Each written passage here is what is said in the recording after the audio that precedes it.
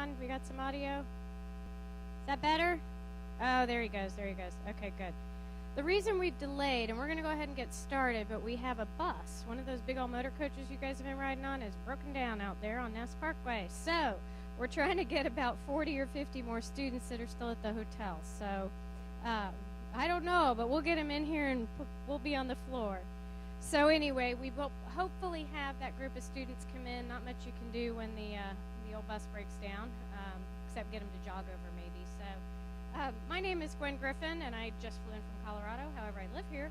But I'm on the board of directors of the Conrad Foundation. It's really a pleasure to have you guys here at Space Center Houston. And I have the unique opportunity to introduce a very, very good friend of mine, Dr. Scott Parazynski. So I'm going to turn the mic over to Scott in a minute, but I know he won't toot his horn very well, so I'm going to do that for him. Just tell you a little bit about this guy. Dr. Scott Parazynski, he is an MD. He's a real MD doc. So if you have any problems, we got a couple docs in the house. Dr. Bernard Harris back there, a couple guys. Any other docs in the house? Scott lived and traveled all over the world, spending many of his grade school days and high school years in places such as Dakar, Senegal, Beirut, Lebanon, Tehran, Iran, and Athens, Greece. Dad was a contractor for the U.S. government, Okay, yeah, there you go. He graduated from Stanford University and Stanford Medical School, went on to train at Harvard and in Denver in preparation for a career in emergency medicine and trauma. Dr. Parazynski is also a physiologist with expertise in human adaptation to stressful environments. And in 1992, he was selected to, the year we opened here, as a matter of fact, at Space Center Houston. 1992, he was selected to join NASA's Astronaut Corps and eventually flew not 1, not 2, not 3, not 4, but 5 Space Shuttle missions and conducted 7 spacewalks.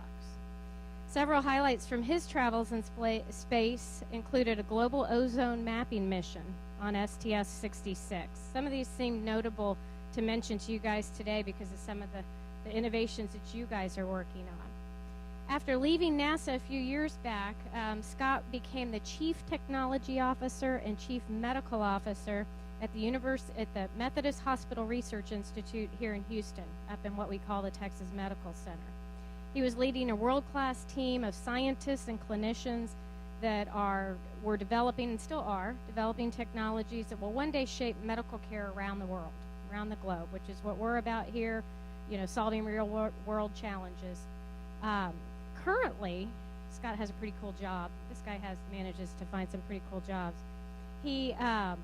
He's overseeing the health and well-being of all U.S. Antarctic program participants who travel to the ice each year, including those who winter over at the South Pole Station, where midwinter medical evacuation is impossible for many months. So you've got to use technology to get to these folks. His team at the University of Texas Medical Branch in Galveston, which is just south of here, screens more than 3,000 medical records each year to assure those going to the remote, harsh environment are healthy and highly unlikely to need advanced medical care while they're there. His team trains and hires and trains the doctors, nurses, and other healthcare providers who work in the urgent care clinics, and then supports them via telemedicine. So again, here's where the innovation and technology comes in from UTMB Galveston when they do need specialty consultations. In short, as Scott says, it's as close to Mars outpost as anything on Earth. Now, in his free time, when he's not doing all those wonderful doctor things and innovation things, he climbed Mount Everest twice. He summited on his second attempt. So if you ever see something on the Discovery Channel with an astronaut, it's him. You can't really tell. He's got a lot of ice on his face, so he'll talk to you about that. But the list goes on and on. So as you guys can see, Scott's a pretty underachiever, don't you think? So I'd like to introduce Scott Parazynski. Thanks for being here, Scott. Thank you, Gwen. Really appreciate it. Let me get warmed up here. I love this. This is really, really clever to have a fireplace in a place that doesn't have typically a fireplace. It's a real thrill for me to be here with you today. As I was thinking about coming over here, I looked at the program for this conference, and I realized two things. One is that we have a lot in common. I feel a special kinship to all of you. But the second thing is, I'm actually flattering myself. I think you guys have so much more beyond what I had at your age, the things that you've accomplished, the places that you're going. I'm really looking forward to coming back in 10 or 15 years and listening to your fireside chats when you come back and tell us about the successes of your fifth startup or whatever might transpire in the years ahead. So, I looked at many of the technologies that are here in the finals, and I'm just blown away. My mind works, I think, in some similar ways to yours. I have a very imaginative mind. I'm always thinking about ways to make things better. I'm an inventor, as all of you are. What I describe invention as is the process of whining with purpose. And what I mean by that is identifying problems that need to be fixed, and then having the tenacity and the drive to find a solution for it. Finding a creative solution, finding teammates, people that can help you find a solution to important problems. And so I've met a couple of the students from Miami here this morning, and talking about their projects, and I look forward to speaking with others of you through the course of this conference if I get a chance. My goal here this afternoon is just to tell you a few stories of where I've been, how I ended up getting to where I am. So hopefully it'll be thought-provoking as you consider your futures. One of the things that was really important in my upbringing, I think, in addition to traveling all over the world, was meeting lots of different people. And one of the things that really fascinated me were the great explorers of the world, the Sir Edmund Hillarys, the Neil Armstrongs, John Glenn's, Yuri Gagarin's, Sir Roger Bannister, a physician who broke the 4-minute mile. People who really were out on the edge, that really had skin in the game, really were trying to do something audacious. And so those are the things that I read about, the great explorers and pioneers and inventors. And so I'd ask you to think about who are the people that really inspire you in your worlds. Obviously, your teachers and your mentors in this program are very dynamic. They've done incredible things. They've taken you to this conference and helped you succeed here. But who are the other people that are where you want to be? And what's the path from where you are in this room to where you want to get to? And it's not a direct path. It's not, I'm going to tell you a little bit about Everest a little bit later. It's not showing up at Everest Base Camp and then immediately setting off towards the summit. It's taking one day at a time. In fact, one rope length at a time. And in fact, on summit morning, it's just one step at a time and one breath at a time.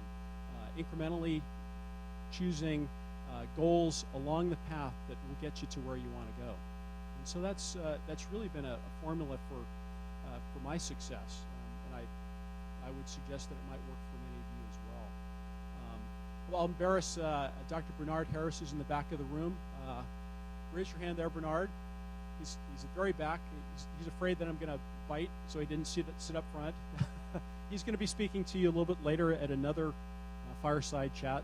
So we're starting, this is the very first fireside chat, and by the time we get to the end of the conference, that's when the really good fireside chats are going to happen. So I'm building you up here, Bernard. Bernard actually was a great motivator for me. I was just a graduate student researcher at NASA Ames. I was in medical school at the time. I've never talked about this with Bernard, actually, but I think Bernard had just been selected to become an astronaut. And there were many of us at NASA Ames who were working in research and really wanted to fly in space one day. And the buzz around NASA Ames when one of our own, a NASA Ames alumnus, came back and gave a talk. It was really electrifying, and we were all a little bit starstruck. But one of the things that really stood out that day is that he's a very humble, approachable guy, and I hope you'll find me the same way, and other people that you would want to engage with. So the message I would suggest to you is if there's someone that's out there along the path of where you want to go to, someone that's a role model, don't be afraid to reach out to them. To welcome everybody. Plenty of floor space up here. Sorry we didn't save you any seats, but please consider reaching out to people that really have motivated you. Another person that really stood out in my youth was Jacques Cousteau. who's a Frenchman who invented scuba diving, self-contained underwater breathing apparatus. He was an amazing marine biologist and oceanographer, but he also was a very powerful communicator. With his eloquence, he took all of us underneath the oceans, and we were looking over his shoulders as he explored coral reefs and the fragility of our oceans. And so I had seen all of his videotapes of all of his expeditions as a kid, and when I ultimately became an astronaut, I wrote him a letter, and I said, Captain Cousteau, I just wanted to tell you that you were a powerful motivator for me, becoming an astronaut, becoming an explorer. I know this is a long shot, but I would love for you to come to my first launch and be my guest. And lo and behold, he came, and it was incredibly exciting. And he actually gave me one of his red beanie caps. If you've ever seen Captain Cousteau, he gave me one of those beanie caps, and I took it up in orbit with me. And then after the flight, I was in Paris, and I presented it back to him in this ceremony. And after the cameras were off, after the folks had all disappeared, he gave it back to me. He said, I want you to have this as a special token from one explorer to another. And so that's one of my most prized possessions. So that's I guess, one of the little messages that I would leave with you. Finding inspiration and then pursuing that, the folks that you think might be able to help you along that path. Another thing that I would share with you is life's greatest lessons don't always come through the classroom. And I know there's some teachers here, so I don't want to give the message that what you're teaching in the classroom is not important. It's very, very important, and I know you take your studies very seriously. But I grew up in some unusual places, as Glenn mentioned. I lived in West Africa, I lived in the Middle East and in Europe. And so I quickly learned that keeping my eyes open, the adventures on the other side of the tracks, the people that I could meet, the adventures that I could have by talking to people, by exploring, were extraordinary. And so, I ended up living in war-torn Beirut and Tehran, and it was very terrifying for my parents because there was gunfire, there was there were protests in the street, but for me it was an incredible adventure to be in the middle of history, and so they were always worried that I was going to run off in the middle of the night and be in the middle of some engagement somehow, but that never happened. But I did see and meet lots of different people through the course of those historic times, and so just keep an eye out for opportunities. Again, it's important to have high, lofty goals. You may or may not achieve the initial goal that you set out for, but if you're perseverant, if you have vision, even the detours that you might take along the way will be wonderful. But I'll tell you another little story. So I was fairly athletic as a younger person, and I ran track and played basketball, but wasn't quite good enough to make the college team at Stanford. But I ended up being recruited for a sport called luge. Has anyone heard of the sport of luge? Ever know what that is? It's crazy fast sport on ice, these huge ice bank tracks, sometimes 20 or 30 feet tall, and then you accelerate to up to 85 miles an hour, sometimes pulling up to 6.5 Gs as you're going around these tracks. And I'd seen it on the Olympics, and there was a flyer at Stanford to come out for a tryout. They were looking to recruit athletes from other sports. And I went out, and I did extremely well in the physical capabilities test, and then we were actually tested on a slalom course. We were taken out to a very steep road, and some traffic cones were set out, and we had to negotiate this little course on Sand Hill Road, which, if you know anything about venture capital, that's actually probably the capital of venture capital, but that's also where we learned how to do luge. And I ended up doing very well in this competition. I went out as a result of that for a week in Lake Placid, New York, to try the sport out on ice. I loved it, and so I spent half of a year in medical school doing regular medical school things, and half of the year doing luge.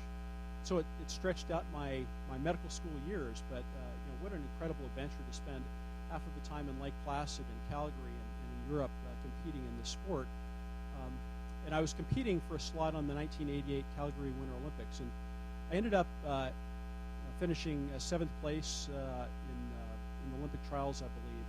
And they only took 4 people, so I wasn't going to the Olympics as a member of the U.S. Olympic team, but my friend Ray Ocampo from the Philippines needed a coach and needed a helper. So I ended up going and living in the Winter Olympic Village and marching in the Olympic opening ceremonies as a member of the Philippine Olympic team. And how crazy is that? You know, I don't look Filipino, but in fact it was really fun because there were only 2 of us. We were the smallest Olympic contingent in 1988, and so as we walked in the stadium, every section that we went by, everybody stood up and did the wave to us. It was really cool.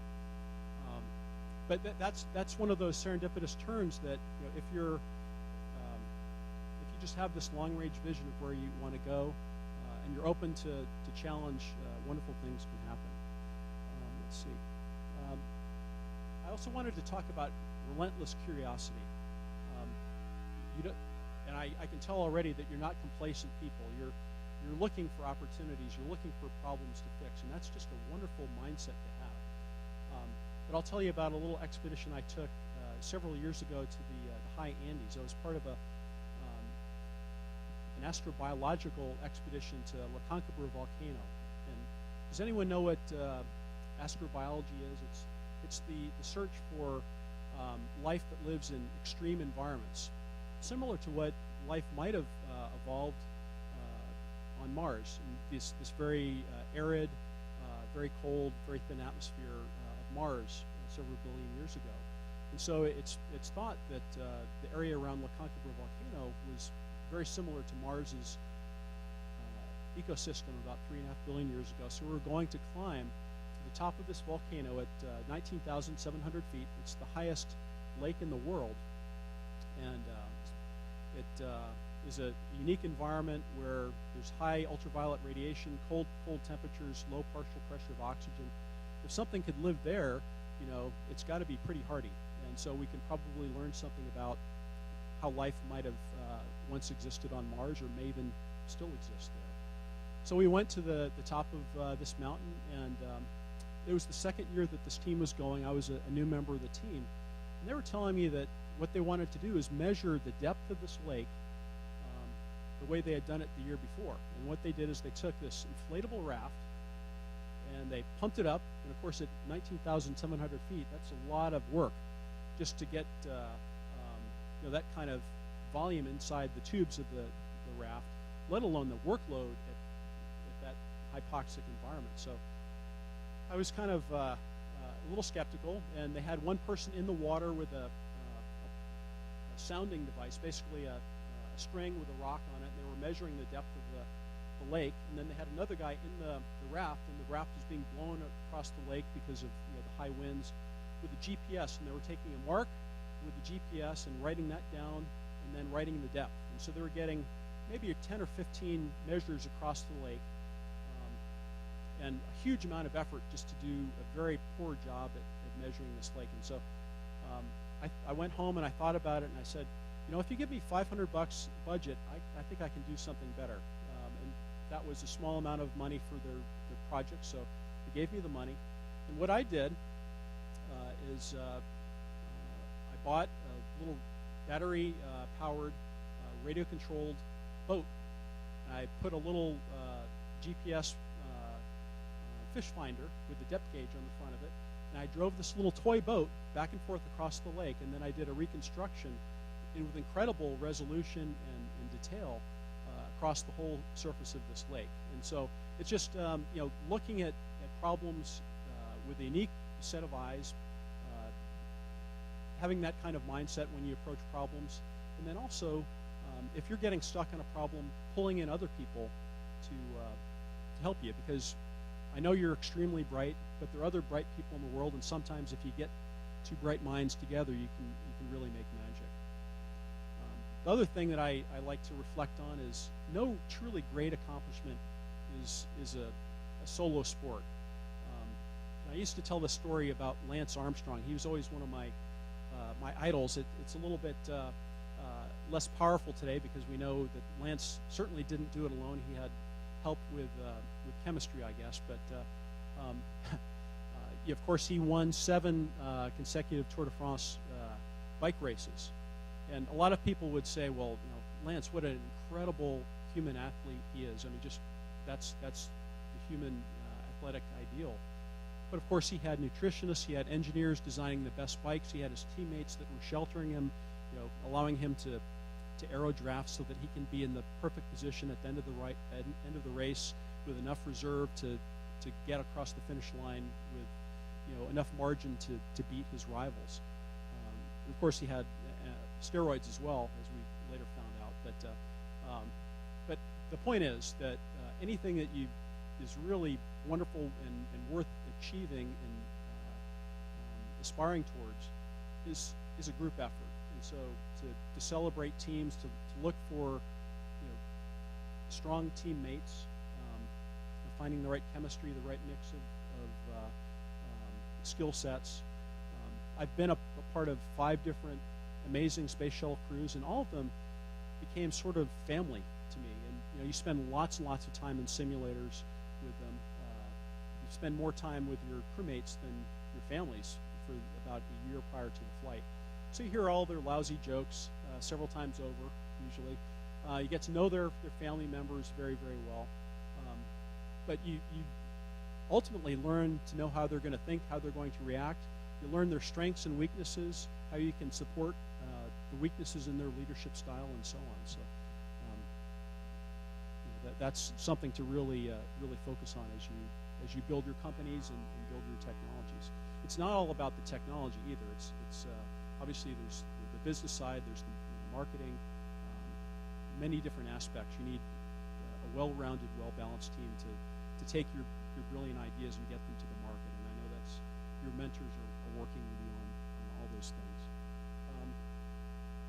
Let's see. I think one of the other things that I'd share with you on teamwork was probably the high point of my astronaut career.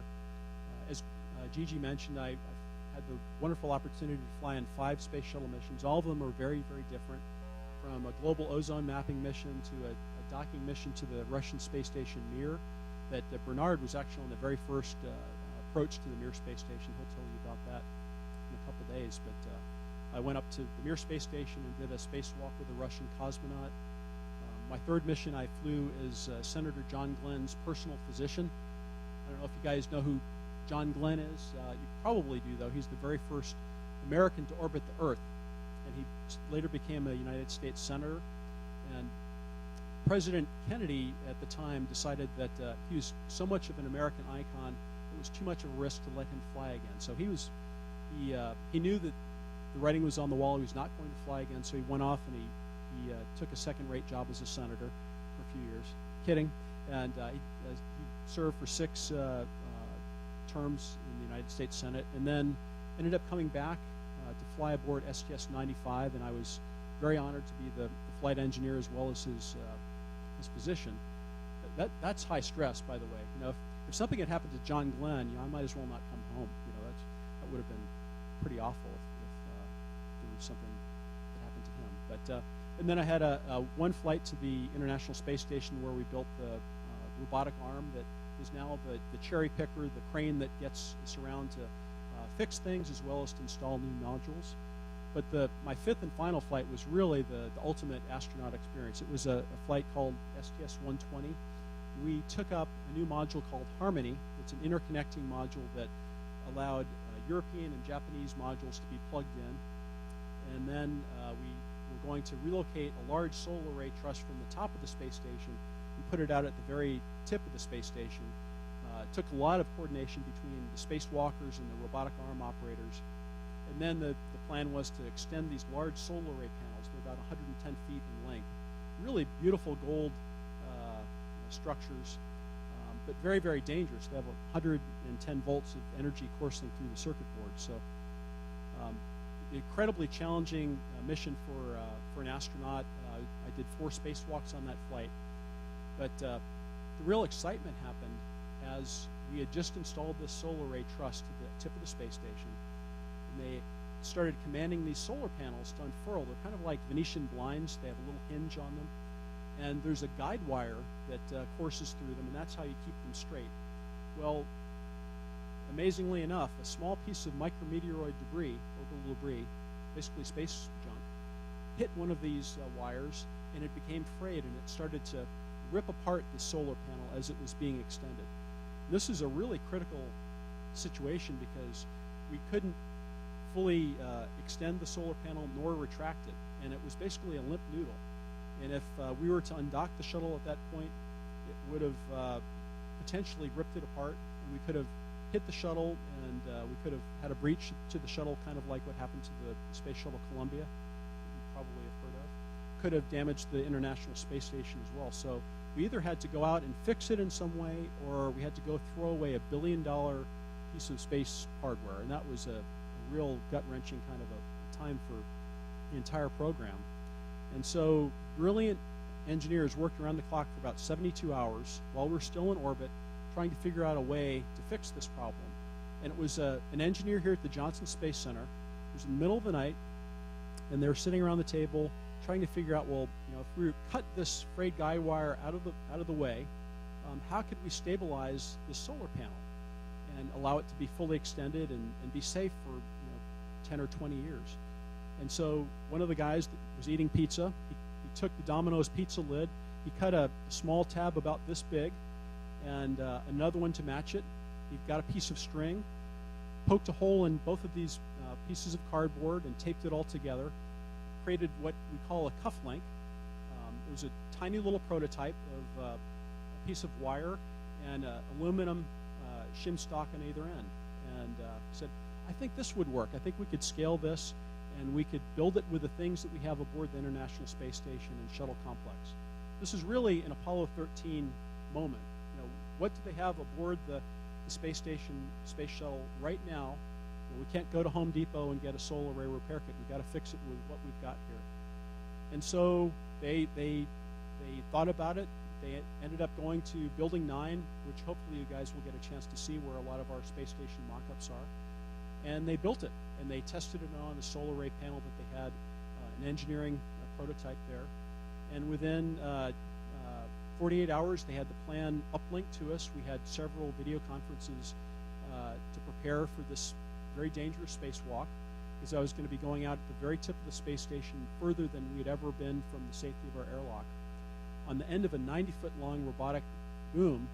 It was basically like standing on the tip of a springboard. It was very mushy, and so I had to be very careful as I was touching the solar array panel that I didn't, come in contact with it, because if I did, any metal parts of my spacesuit might arc with the solar panel. I would be electrocuted, which is kind of a bad thing. So in any event, the plan came together beautifully.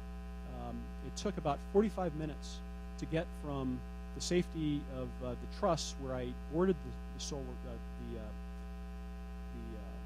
robotic boom out to the tip of the space station. And we spent about 6 hours fixing the solar panel. And it was really one of the most triumphant moments for the NASA team to have come up with this brilliant plan in such a short period of time and make it look so easy. NASA has a habit of taking these incredibly difficult things and making them easy, but truly they are not. So again, that was certainly my best day on the job ever. I guess one final theme that I'll share with you, and then we'll open it up for some Q&A. But I wanted to talk to you about tenacity. Anything in life that's really important is not going to be handed to you on a silver platter. Maybe some of you have silver platters available to you, and that's good. But quite honestly, the things that will mean the most to you are the things that you work the hardest for, and they really do take a lot of concerted effort over many years. And so I'll take you up to the top of Mount Everest with me, and it's a story that took 2 years and some surgery in between. It was a pretty difficult evolution. In fact, I would say that it's the hardest thing I've ever done mentally as well as physically.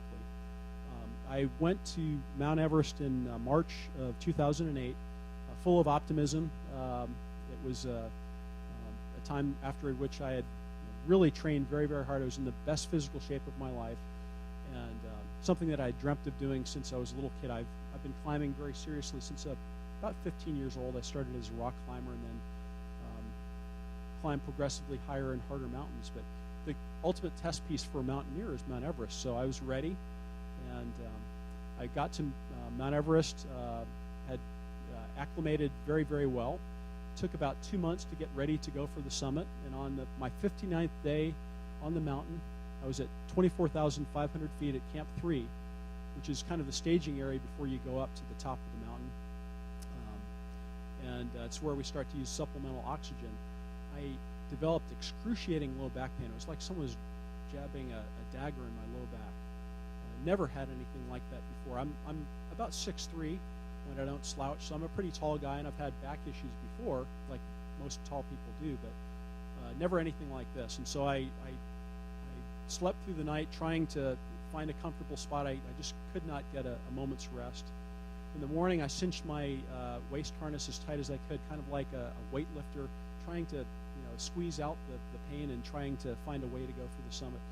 But I realized as I stood up that there's just no way that I could, in good conscience, go any higher, because if I did, I would not only be jeopardizing my own life and safety, but potentially the summit success of my teammates, as well as potentially placing them in a desperate rescue situation. So I made really the most difficult decision I've ever made in my life. The summit was right there. It was 24 hours within my sights. I could see it.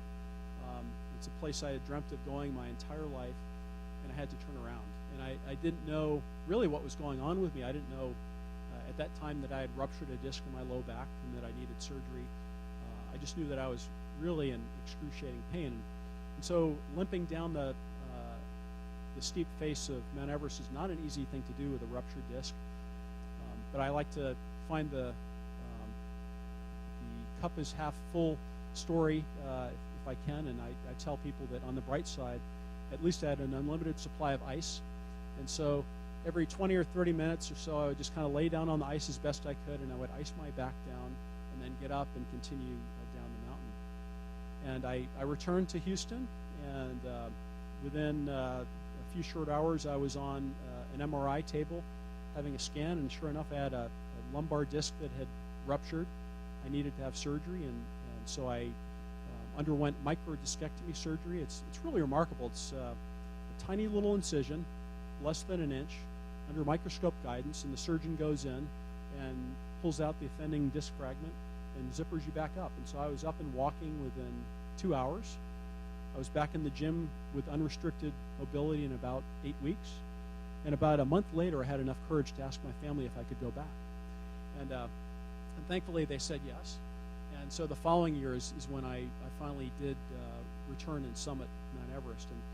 And again, it's one of those incredibly challenging physical and mental objectives wherein every step that you take, you're thinking, is this the right decision? And I'm really working hard here.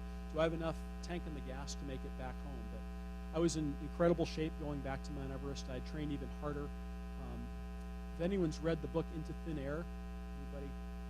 If you haven't read it, you should read it. It's one of the most compelling mountaineering stories of all time. But I used that book as my guidebook of what not to do. And so I was out in front of all the climbers. I'd led the entire mountain up to the top that day, so I didn't want to face any bottlenecks on the mountain. The weather was perfect. My health was perfect. My team was in great shape. And so had a wonderful summit. I arrived at 4 a.m. local time, on top of the world. The sun arose at 4:05. It was my goal to see an orbital sunrise on top of Mount Everest, which I did. And I'll back up to orbital altitudes now.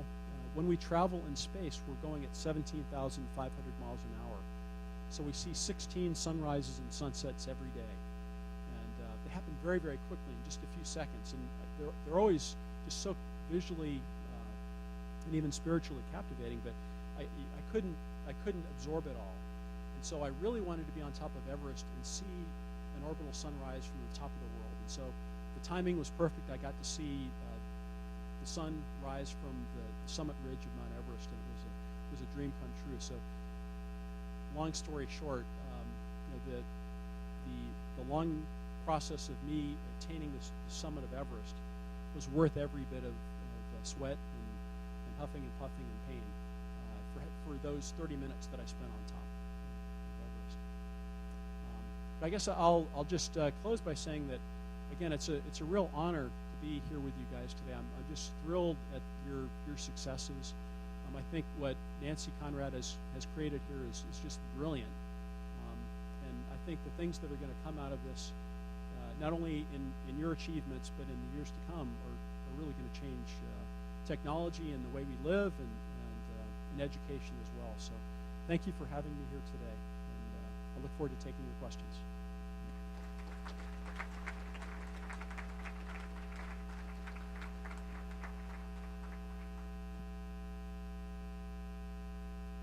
Who wants to go first? Yes. I'm gonna leave the fireside, if that's okay.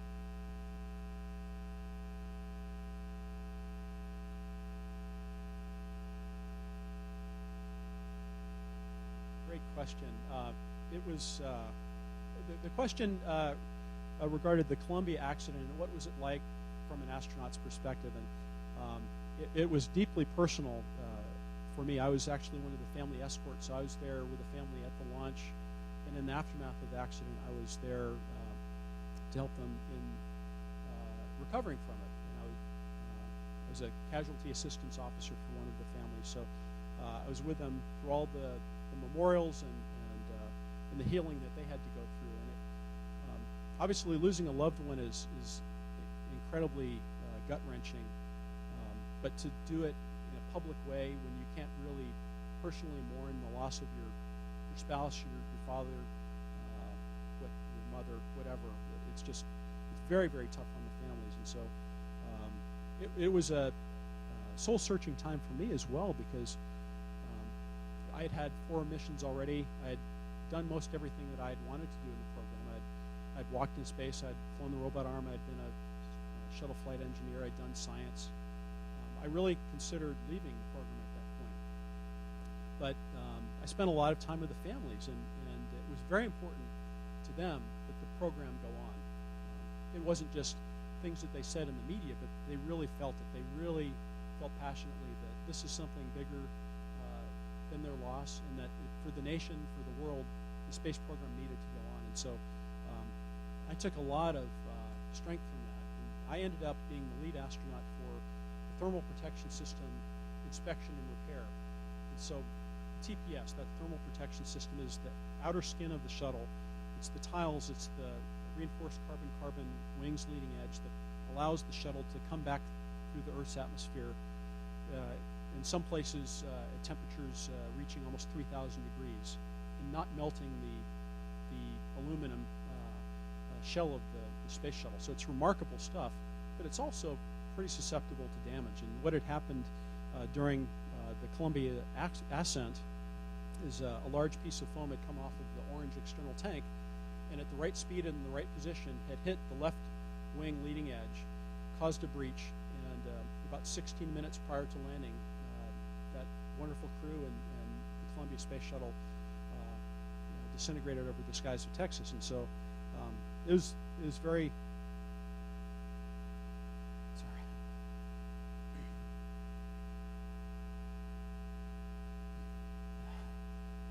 I guess I don't talk about that this much. Sorry about that. Good question, Bill. So in any event, we all as a NASA family decided that it was more important to really focus on ways to prevent this from ever happening again. And then my team's role, and I was just one of a large team engaged in this endeavor, wanted to find ways in which we could go out and repair the shuttle should it ever happen again. So it was an incredibly inventive time. We developed all sorts of amazing tools to get out to the belly of the shuttle in places that were never meant to be spacewalked. You know, when we go out and do a spacewalk, we have handrails. It's actually kind of a misnomer. We don't walk in space when we're in Earth orbit. We're actually space crawling. We grab on handrails and we crawl wherever we want to go. But when you want to get to the belly of the orbiter, the wing, there's nothing out there to hold on to. So We created special tools and special booms to enable us to go do these repairs. So it was an incredibly focused time, and we're very, very proud of the work that we did. And so, long story short, and an emotional one, I guess, as well, I committed myself to then flying one more time, because I felt that if I was investing all this time in these new technologies, I would believe in it enough to go fly again and trust those technologies, as well as the NASA team. The other thing I would tell you is that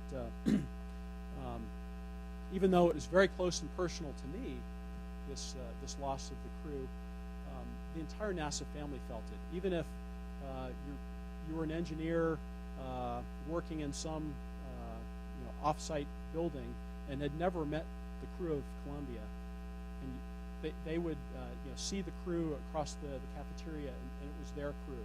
And so when the crew of Columbia was lost, it was a personal NASA loss, and so it really galvanized this community, and of course across the country as well. Thank you. Yes.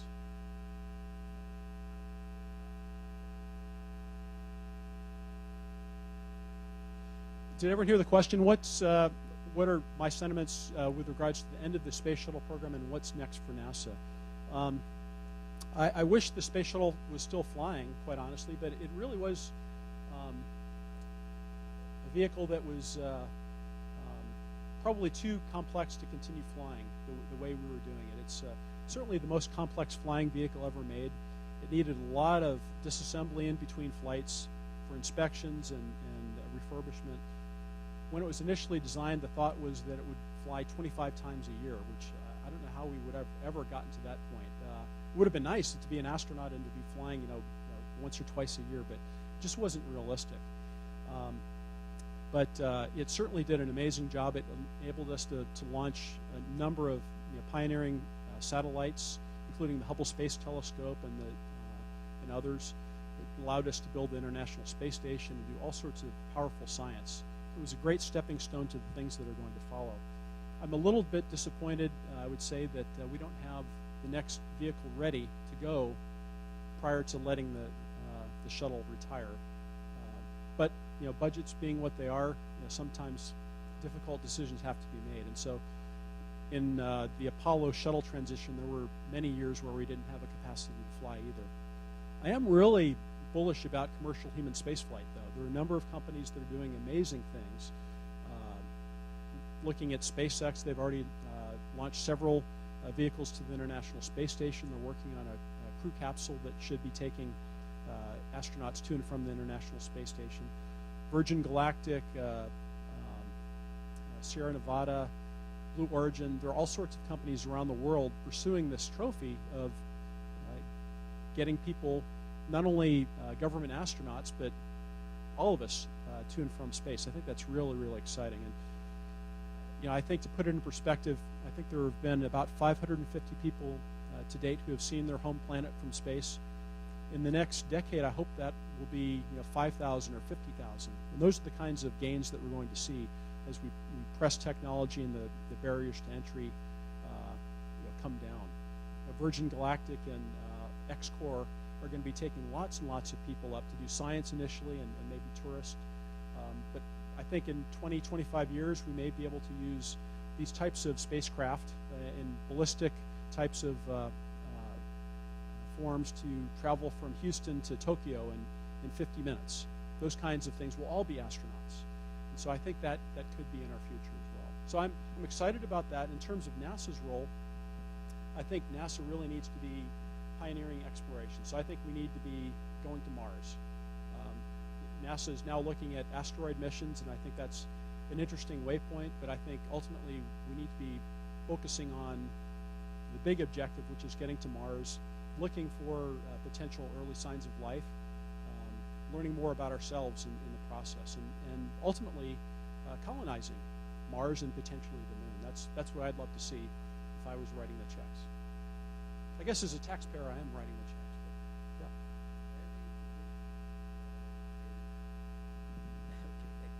yeah. As a physician and a mission specialist astronaut, what have you seen that's most in medical technology that the space program has brought to that field? Great question. So actually the early Apollo program drove so much medical innovation. It's hard to look at an intensive care unit and not see the space program written all over it. All the sensors, all the microelectronics that we now take for granted have a pedigree in the space program. And in fact, one of my colleagues, and Bernard's colleagues, Dr. William Thornton, was one of the co-inventors of the Holter monitor. I don't know if you've heard of this device, but it's a wearable EKG, and you can track and record several hours of your heart rhythms, and then download that and analyze for arrhythmias. And so that actually came out of the early space program. And miniaturization of sensors continue to be a major element of medicine today. Telemedicine is certainly a grandson of the space program as well. Having the ability to have a physician in Galveston, Texas, over a high bandwidth link up to South Pole Station, looking at an ultrasound with a patient on the table, telementoring, position the sensor this way or that. Those are the kinds of things that we now take for granted that are part of the history of the program. Things that I think are going to continue to come from the space program, as well as other research, have to do with the field of nanotechnology. And so I'm very excited about some of the things that are happening in that space. Anyone ever see the movie Fantastic Voyage? It's probably a little bit after or before many of your times, but it was a science fiction movie, I guess in the 70s. But the idea is that these little miniature spacecraft basically could be injected in your veins and course through the body and wipe out disease. And so that's a little bit fantastic. You don't need to actually send people inside your veins to do special things, but those types of mini robots, if you will, are going to be part of medicine in the future. In fact, there are examples of that already.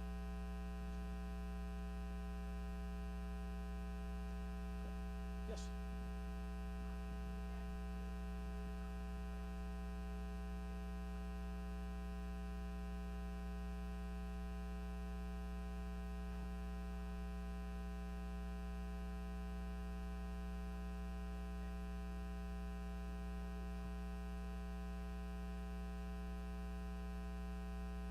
Question had to do with how do you manage stress in stressful environments. And all of us have to deal with stress in our daily lives, as well as in certainly in the business world.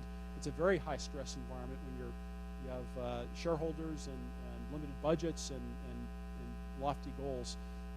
But we face it in every aspect of our lives. And so the way I've always prepared for spaceflight, for mountaineering, for other challenges in my life, is being as well prepared as I possibly can be.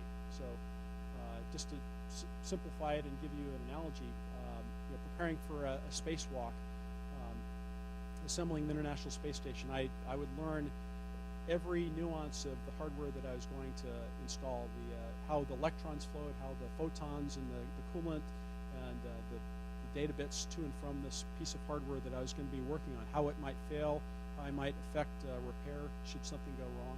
I really tried to understand everything that I possibly could, so that if things did turn south, I would have some margin, something to have a fighting chance for. So that kind of deep preparation really gives me the strength to deal with high stress. I guess the other thing is developing a strong team, a strong support network, whether it's people that are actually working with you or just friends and family that are there to support you in times of need. And so personal relationships, I think, are very important as well. Thank you all very, very much, and good luck to you. A big shout out, Scott. That was awesome. And it's all about personal relationships, and because we're friends, and that's why Scott's here. We present you with our token of our appreciation. Thank you so much. We bow deeply and we thank you. Everybody? Okay, Miss Jen, the marching orders now. Hang on. Okay. So we've got the STEM opening reception, which will be downstairs in the Starship Gallery.